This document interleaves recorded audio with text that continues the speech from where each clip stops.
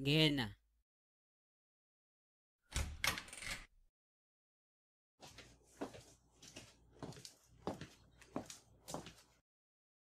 Mr. Khansela ngicela ukudla. Awubingeleli ngani and pho sungaze ufike on my office and awusifakile ngani isifonyo.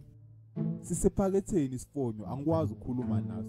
Angithi leli office nje lakhelwe ukuthi sifike kulo ngoba yithina esakufaka kulo.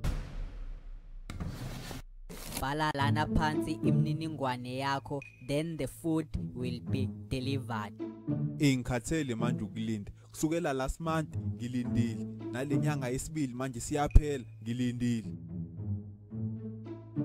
Le process ithatha isikhathi eside.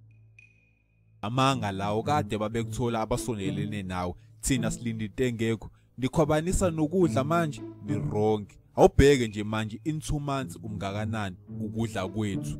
Gada ulimi lwakho ndoda. Ayikho into engizoyigada ngoba ngidla amanzi endlini. Ngiyajabula nje ngoba ngivotanga because ngabe ngiyasola manje. Yabonga ngakuthola lokudla lokho kuyohlanganisa abantu sogcwala la. Ungabusathatha ngolaka Mlisa. Linda kancane.